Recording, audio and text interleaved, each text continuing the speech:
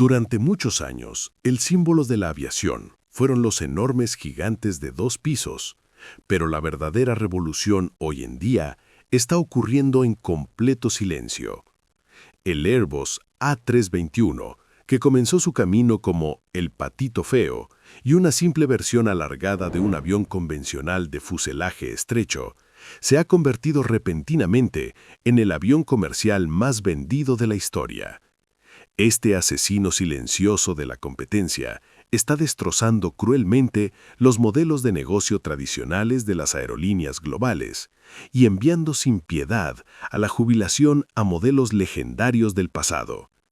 Pero, ¿cómo pudo una modificación modesta de un avión básico de corto radio conquistar la industria mundial, arrinconar al poderoso Boeing y obligarnos a todos a volar bajo reglas completamente nuevas?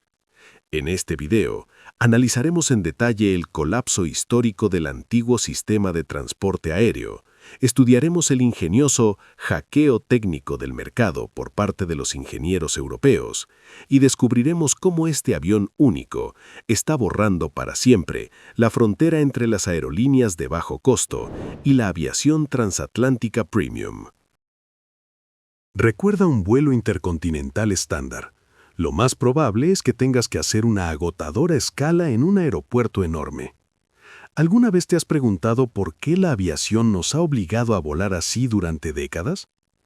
Durante mucho tiempo, las reglas del juego estaban escritas en piedra y el mercado estrictamente dividido en 2 castas.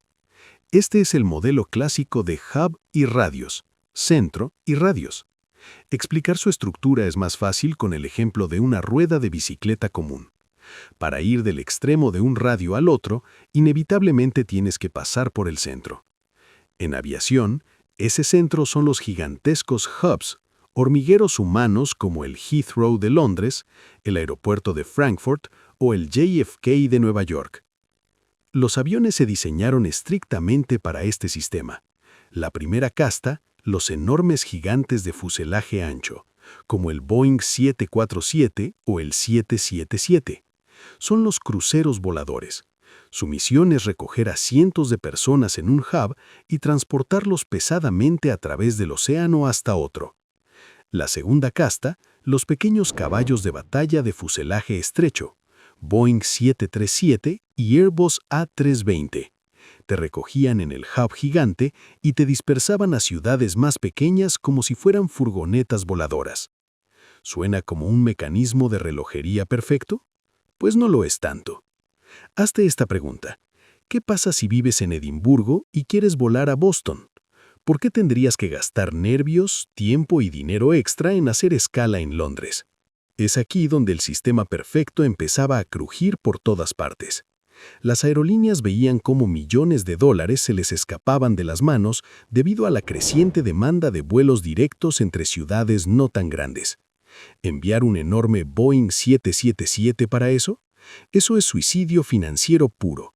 Volaría medio vacío y arruinaría a la aerolínea solo con el costo del combustible. En la historia de la aviación, solo hubo un avión capaz de salvar la situación, el legendario Boeing 757. Se convirtió en un mutante único en el mercado, de fuselaje estrecho, pero con motores increíblemente potentes y grandes depósitos de combustible. Podía cruzar el Atlántico sin esfuerzo con 200 pasajeros a bordo. Durante muchos años fue el rey absoluto del llamado segmento medio del mercado. Pero en 2004, la directiva de Boeing toma una decisión fatal e irreversible. Cierran para siempre la producción del 757, apostando ciegamente por otros modelos más grandes. Ahora, imaginen la magnitud de la catástrofe que se avecinaba.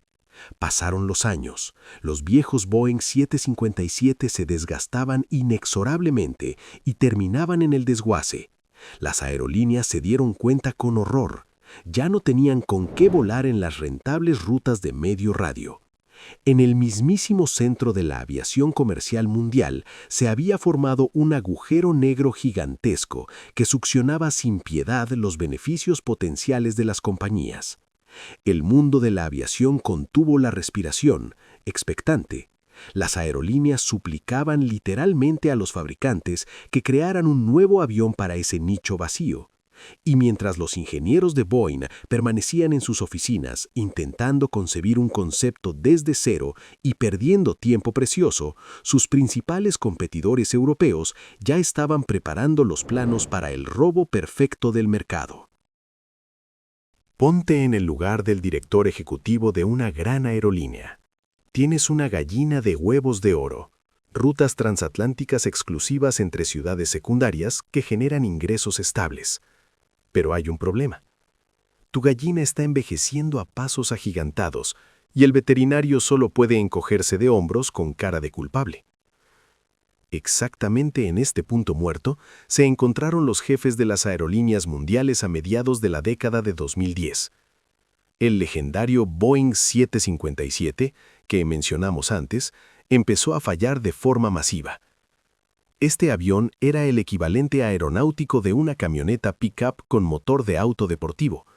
Podía despegar sin esfuerzo de una pista corta en medio de las montañas y cruzar el océano con total tranquilidad, llevando a 200 personas a bordo. Un equilibrio perfecto e irrepetible. Pero incluso el avión más fiable tiene un límite físico implacable, el número de ciclos de despegue y aterrizaje, tras los cuales el metal acumula fatiga y la aeronave se vuelve mortalmente peligrosa. Los viejos 757, uno tras otro, eran enviados a morir a los famosos cementerios de aviones en los desiertos ardientes de Arizona. Ustedes preguntarán, ¿cuál es el problema? Simplemente compren otros aviones a las fábricas. Y ahí reside la principal pista de nuestra investigación. Un reemplazo perfecto ya no existía en la naturaleza. Un avión narrow body, de fuselaje estrecho moderno y común, por ejemplo, un Boeing 737 estándar, sencillamente no llegaría desde Europa a Boston, literalmente no tendría suficiente capacidad en sus tanques y caería en medio del Atlántico con los motores secos. ¿Y si ponemos en esa ruta un gigante wide body, de fuselaje ancho? Sí, llegaría sin problemas. Pero para que ese vuelo alcance siquiera el punto de equilibrio, necesitas vender 300 billetes. ¿Y qué pasa si ese día solo 160 personas quieren volar? El gigante de fuselaje ancho es un monstruo financiero volador. ¿Saben cuánto cuesta una sola hora de vuelo de semejante coloso? Son decenas de miles de dólares. Esta cifra incluye el enorme consumo de combustible, pues el avión tiene que arrastrar cientos de toneladas de su propio peso muerto, las astronómicas tasas aeroportuarias por el aterrizaje de una nave tan pesada y el increíblemente costoso mantenimiento técnico de sus motores gigantes. La economía de estos vuelos es despiadada y no perdona errores. Para que este autobús volador genere ganancias, prácticamente no debe tener asientos vacíos. La ocupación debe superar establemente el 80% y preferiblemente el 90%. Pero, ¿qué ocurre si una aerolínea decide abrir una nueva ruta experimental entre dos ciudades no muy grandes? Si solo 150 personas compran billetes y en el enorme salón hay 300 asientos, el vuelo se convierte instantáneamente en un agujero negro. La aerolínea empieza a quemar dinero tan rápido que parece que literalmente estuviera usándolo para alimentar una estufa en pleno vuelo. La apuesta en este juego aumentaba con cada mes que pasaba. Para las transportistas, lanzar cualquier ruta nueva con un avión grande se convirtió en una ruleta rusa. Errar en el pronóstico de la demanda de pasajeros por solo un 10-15% significaba pérdidas multimillonarias al final del año. En una industria donde el margen de beneficio a menudo se equilibra al borde de un escaso 3-5%, solo los temerarios podían permitirse ese riesgo. Los investigadores en las películas de detectives suelen decir, buscad el móvil. El móvil de las aerolíneas era cristalino, la supervivencia. Necesitaban vitalmente una herramienta con el mínimo nivel de riesgo, un avión ligero y barato de mantener que pudieran lanzar a probar una nueva ruta sin miedo a la quiebra. Un avión que entrara en beneficios de forma segura, incluso vendiendo solo 120 o 140 billetes. El reloj corría. Los directivos de las aerolíneas estudiaban las gráficas de rentabilidad y comprendían con horror que ya no tenían físicamente con qué volar en las rutas rentables. El nicho del mercado medio, valorado por los analistas en cientos de miles de millones de dólares, se abría como un vacío aterrador. Los jefes, presa del pánico, no paraban de llamar a las sedes de Seattle y Toulouse. «Dadnos un reemplazo, salvad nuestras rutas». Cada viejo avión retirado significaba vuelos cancelados y millones de dólares perdidos. Por pura lógica, quien debía salvar la situación era Boeing, ya que fueron ellos quienes crearon el 757 en su momento. Pero en lugar de una acción decidida, la corporación estadounidense se sumió en interminables reuniones intentando concebir un concepto de avión completamente nuevo desde cero. Imaginen que su casa se está quemando, llaman a los bomberos presas del pánico y el operador les responde con cansancio. «Lo siento, pero aquí en el cuartel general también nos estamos quemando. Iremos, pero dentro de unos 10 años». Esa fue, en esencia, la respuesta que recibieron las aerolíneas de todo el mundo por parte del principal monopolista de América, la poderosa corporación Boeing. El mercado exigía desesperadamente el avión perfecto para el vacante mercado medio, y Boeing parecía lo entendía a la perfección. Durante varios años mantuvieron en vilo a la industria con hermosas presentaciones de su proyecto ultrasecreto NMA, New Midsize Airplane, al que la prensa bautizó como Boeing 797. Se suponía que sería un avión completamente nuevo, revolucionario, diseñado desde una hoja en blanco. Cabina de doble pasillo, materiales ultraligeros, capacidad ideal para unos 250 pasajeros y una autonomía increíble. El arma perfecta para cerrar el nicho para siempre y dejar a los competidores europeos con un palmo de narices. Las aerolíneas ya prácticamente hacían cola con talonarios en mano. Pero ¿sabe qué ocurre cuando la maquinaria corporativa tarda demasiado en enganchar el vagón? En 2018 y 2019 los cielos se estremecieron. 2 catastróficos accidentes del nuevo Boeing 737 MAX se cobraron cientos de vidas y de la noche a la mañana sumieron a la gran corporación en la crisis más oscura de su centenaria historia. Los vuelos de todos los aviones MAX fueron suspendidos en todo el mundo, las fábricas se paralizaron, las acciones se desplomaron al abismo y los altos ejecutivos se vieron bajo el fuego cruzado de investigaciones gubernamentales, tribunales y escándalos. Sobrevino una parálisis estratégica total. ¿Acaso se puede pensar en crear el avión del futuro, el más complejo, por $15,000 millones, cuando tu modelo insignia, el más vendido, te está generando pérdidas multimillonarias cada mes? El proyecto NMA fue congelado apresuradamente, luego cancelado, después, ante la presión del mercado, puesto nuevamente sobre la mesa. Las aerolíneas observaban estas idas y venidas con creciente horror. Hágase una sencilla pregunta. ¿Cuánto tiempo está dispuesto a esperar la salvación prometida si cada día de inactividad quema su dinero real? ¿5 años? ¿10? En la aviación, el tiempo perdido ni siquiera es dinero. Es una cuestión de vida o muerte para el negocio. Las aerolíneas se encontraban en una trampa sin salida. Los viejos 757 se pudrían en los cementerios de aviones. Los gigantes arruinaban los presupuestos en rutas semivacías, y el Salvador de Seattle estaba hopelessmente atrapado en sus propias catástrofes. El tiempo se escapaba sin remedio. El vacío en el corazón mismo de la aviación mundial alcanzó una masa crítica. El mercado exigía una solución inmediata, de lo contrario el frágil sistema financiero de las aerolíneas amenazaba derrumbarse. Y mientras todo el mundo aeronáutico miraba hipnotizado a un Boeing desconcertado esperando un milagro, nadie se percataba de lo que estaba sucediendo en esos precisos momentos en los talleres cerrados del europeo Airbus. ¿Crees que para ganar una guerra de cientos de miles de millones de dólares hay que gastar 15.000 millones y 10 años creando un superarma desde cero? Eso es justo lo que pensaban en Boeing, pero en el Airbus europeo decidieron hacerlo de otra manera. ¿Para qué reinventar la rueda si puedes simplemente hackearla? Imagina que coges un utilitario urbano cualquiera, le colocas el motor de un superdeportivo, metes un enorme depósito de combustible en el maletero y de repente te das cuenta de que puede competir de tú a tú en el Rally Dakar.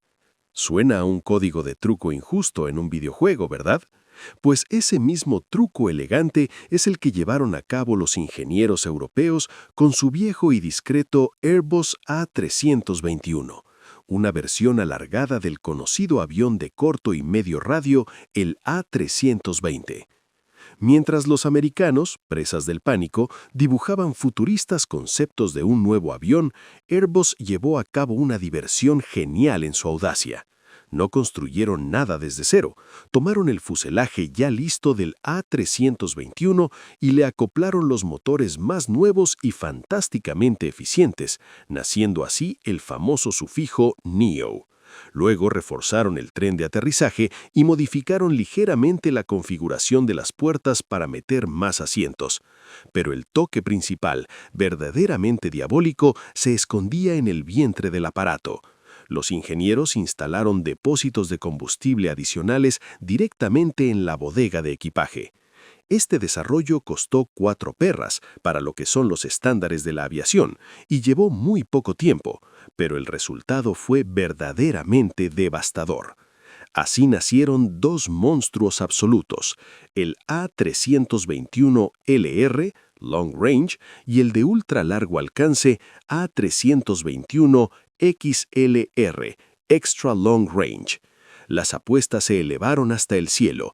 Un simple autobús volador había adquirido de repente la capacidad de cruzar el Atlántico sin repostar, llevando a bordo a 200 pasajeros. El mercado, que llevaba años asfixiado por la sed, recibió el salvavidas perfecto. Los europeos hackearon al competidor americano antes incluso de que éste pudiera hacer su movimiento. Pero, ¿por qué este Frankenstein barato de desarrollar resultó ser tan letal para toda la vieja economía de los vuelos? ¿Y cómo es que su despiadada matemática rompió el mercado mundial? ¿Alguna vez te has preguntado cuál es la verdadera moneda de cambio? ¿La divisa principal en la aviación comercial mundial? ¿Crees que es la velocidad de vuelo? ¿O tal vez el confort premium y el champán en business class? Te equivocas. El santo grial del transporte aéreo son las matemáticas frías, despiadadas y exactas. Y es ahí donde reside el secreto de cómo un avión europeo, que pasa desapercibido, se ha convertido en un arma financiera de destrucción masiva. Averigüemos qué se esconde bajo el capó de esta máquina invisible de hacer dinero. En la aviación hay un indicador clave que determina si una compañía vivirá o quebrará mañana mismo: el costo de transportar un asiento por milla. Imagina que alquilas una furgoneta para 10 personas para ir a otra ciudad, pero solo viajan 2 contigo.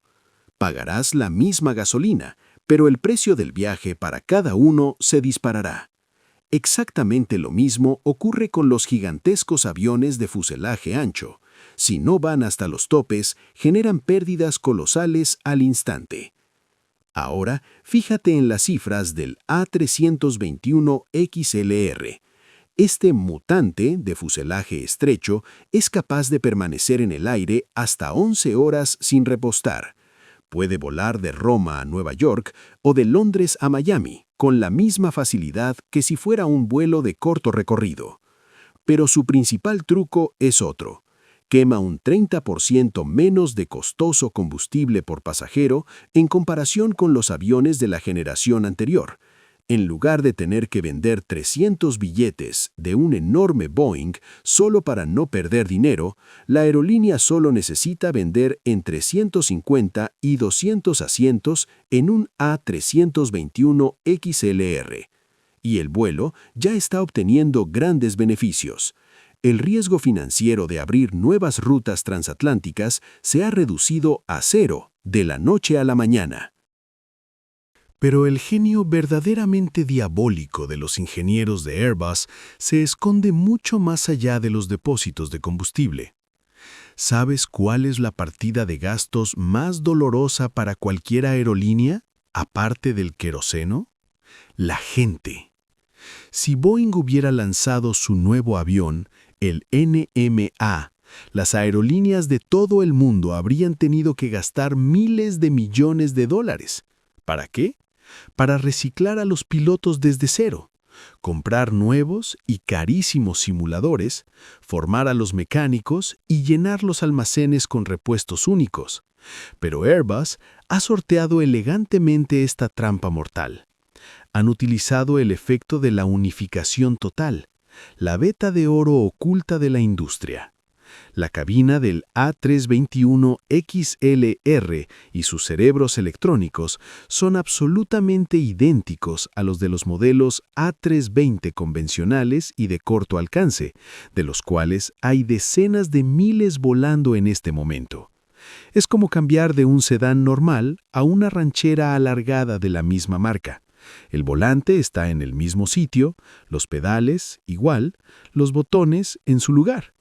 Un piloto que ayer mismo hacía un corto y rutinario vuelo de Berlín a París puede ponerse hoy a los mandos de un A321 XLR y volar con confianza a través del océano hasta Nueva York, sin necesidad de meses adicionales en centros de formación. Los técnicos de los aeropuertos ya saben reparar estos aviones con los ojos cerrados y los tornillos y filtros necesarios están en todos los almacenes del mundo. Suma estos dos factores, el mínimo histórico de consumo de combustible más la ausencia total de costes multimillonarios en reciclaje de personal. Esta fórmula matemática ha aniquilado literalmente a la competencia. El A321 no es solo un avión, se ha convertido en la máquina definitiva para la reducción implacable de costes, transformando los balances de las aerolíneas de rojos a verdes. La jugada ha salido perfecta. Los europeos han roto la banca y los pedidos se han contado por miles. Pero mientras las aerolíneas tradicionales celebraban su salvación financiera, nadie se dio cuenta de que un nuevo jugador, mucho más agresivo e impredecible, había entrado en la sala. La economía impecable del A321 XLR no solo ha salvado las rutas antiguas, ha abierto la caja de Pandora. ¿Qué crees que sucederá en el elitista y consolidado mercado cuando las llaves de esta barata superarma intercontinental acaben de repente en manos de las aerolíneas de bajo costo más duras del planeta? Imagina dos mundos paralelos que la historia nunca debió cruzar. En el primero, el exclusivo y reluciente club de las aerolíneas tradicionales, que durante décadas monopolizaron los vuelos transoceánicos, dictando precios astronómicos con total impunidad. En el segundo, el ruidoso y espartano universo de las aerolíneas low cost, donde pagas hasta por el agua, pero puedes volar al país vecino por lo que cuesta una buena cena. Ahora, hazte la pregunta clave. ¿Qué sucede si dinamitan el muro de hormigón que separa estos dos mundos? Eso es exactamente lo que ha hecho el Airbus A321 XLR. No es solo un avión nuevo y eficiente, es un artefacto que ha hecho implosionar el paradigma de la aviación mundial. Al vender esta bestia ultra eficiente a las low cost, los europeos les han entregado de facto las llaves de las rutas intercontinentales. Antes, gigantes de bajo costo como Wizz Air, Indigo o JetBlue estaban atrapados en la jaula de los vuelos de 3 horas. Ahora su radio de acción se ha triplicado de golpe. ¿Captas la magnitud del terremoto? El viejo club de la élite ha sido asaltado. Las low cost, con su habilidad casi depredadora para rentabilizar cada milímetro, se han lanzado en tromba sobre los mercados transatlánticos y transasiáticos. Para nosotros, esto es una revolución del consumo. Volar durante horas desde una ciudad secundaria europea hasta América o Asia se vuelve de repente no solo posible, sino asombrosamente barato. El Airbus A321 ha democratizado los cielos de largo radio para siempre. Esto no es una evolución, es una reescritura total y despiadada de las reglas de un mercado multimillonario. Parece el final perfecto, ¿verdad? Billetes baratos, vuelos directos, el fin del monopolio de los gigantes. Pero no corras a hacer las maletas todavía. Esta fiesta de la prodigalidad económica tiene un precio, y es muy probable que lo pagues con tu propio confort y quizás con tu salud. ¿Estás listo para pasar 11 horas dentro de un tubo de metal volante y descubrir el lado oscuro y fisiológico de esta genialidad financiera? Imagínate que encierran en un estrecho asiento de cine durante 11 horas. No puedes estirar las piernas como es debido, y el único pasillo angosto hacia el baño está perpetuamente bloqueado por carritos de comida. ¿Suena como una tortura sofisticada? Bienvenido a nuestro nuevo futuro, que ya ha llegado. Con la llegada masiva del A321XLR a las rutas transatlánticas, la aviación se enfrenta a un desafío fisiológico despiadado: el síndrome del tubo estrecho. Los enormes aviones de fuselaje ancho nos regalaban la ilusión de libertad. Podías pasear por la cabina como si fuera el espacioso vestíbulo de un hotel. Ahora, en cambio, tendrás que pasar medio día en un pasillo de metal alargado. ¿Estás dispuesto a soportar el dolor de espalda por un billete fenomenalmente barato a otro continente? Las apuestas se disparan porque ya no hay vuelta atrás. Un Boeing acorralado intenta desesperadamente contraatacar, estirando su malogrado 737 MAX 10 hasta su límite físico absoluto. Pero esto recuerda a un intento desesperado de querer acelerar una vieja furgoneta familiar hasta la velocidad de un Fórmula 1. No se pueden engañar las leyes de la física, y su avión simplemente no alcanza la autonomía de su competidor europeo. Sin embargo, la gran pregunta de la próxima década ya no reside en los planos de los ingenieros corporativos. Suena mucho más contundente. ¿Dónde está el límite de la resistencia humana? ¿Y este genio financiero salvador del mercado no se convertirá acaso en la celda más rentable, pero también la más angustiosa en la historia de los viajes?